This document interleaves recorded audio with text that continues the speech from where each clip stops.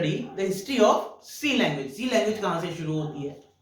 तो सी लैंग्वेज का शुरुआत होती है 1960 में। एक एल्गोल नाम की लैंग्वेज थी जिसमें एल्गोरिथम्स को हम स्टेप बाय स्टेप लिखते थे, that was called ALGOL language, और इसको इंटरनेशनल ग्रुप ने डेवलप किया था। ये लैंग्वेज सिर्फ ड्राइंग के पर्पस से आ रही थी, जिसमें कि हम एक टर्टल होता था और उसको कमांड देते थे तो वो राइट टर्न करता था, लेफ्ट टर्न करता था, स्ट्रेट फॉरवर्ड था।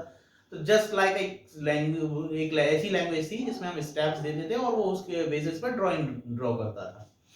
नेक्स्ट बीसीपीएल की बात आती है, जो कि बीसीपीएल थी beginners combined programming language.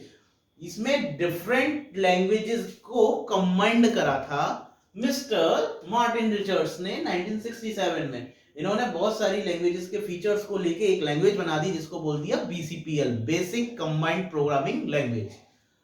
After this language Mr. Ken Thompson worked on BCPL and make a new language that is called B language.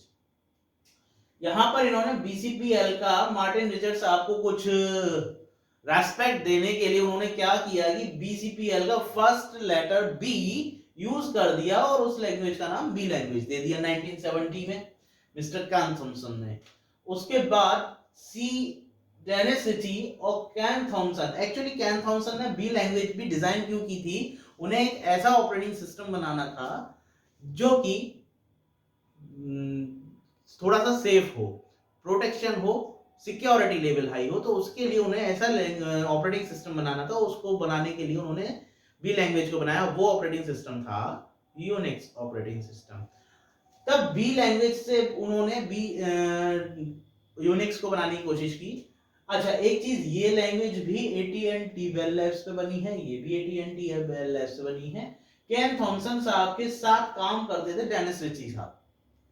अब डेनिस रिची ने जब उनकी बी लैंग्वेज बन गई थी तो उसको और फीचर्स दिए और एडवांसमेंट दिया और उन्होंने बना दी एक सी लैंग्वेज जिसको वहां पर बोला गया ट्रेडिशनल सी। ये बनाई थी डेनिस रिची ने 1972 में। तब उन्होंने मिस्टर कैन थॉमसन के साथ मिलकर दोबारा से वही यूनिक्स ऑपरेटिंग सिस्टम को और ज्यादा रिफर्बिश किया और उसमें और फीचर्स ऐड किए ट्रेडिशनल सी के थ्रू, और वो नया ऑपरेटिंग सिस्टम दोबारा बना और यूनिक्स हुआ, वो एडवांस्ड ऑपरेटिंग सिस्टम हो गया। और इसीलिए कहते हैं कि डेनिस रिची साहब ने जो सी को डेवलप किया वो किया था यूनिक्स ऑपरेटिंग सिस्टम के लिए। बेसिकली अगर हम कहें कि सी लैंग्वेज और बी लैंग्वेज का डेवलपमेंट क्यों हुआ, तो वो हुआ था, पर्पस था उनको यूनिक्स ऑपरेटिंग सिस्टम को डेवलप करने का लिए, और उसको डेवलप करने के लिए उन्हें कोई ना कोई लैंग्वेज चाहिए थी। उसके लिए उन्होंने सी लैंग्वेज का डेवलपमेंट किया या बी लैंग्वेज का। नाउ जैसे बी लैंग्वेज का नेमिंग करने के लिए मिस्टर कैन थॉमसन ने बीसीपीएल, मिस्टर मार्टिन रिचर्ड्स को कुछ रेस्पेक्ट देने के लिए बी लैंग्वेज का बी यूज किया। इसी तरह से डेनिस रिची साहब ने उसके लिए सी को यूज कर लिया, सेकंड अल्फाबेट ऑफ बीसीपीएल।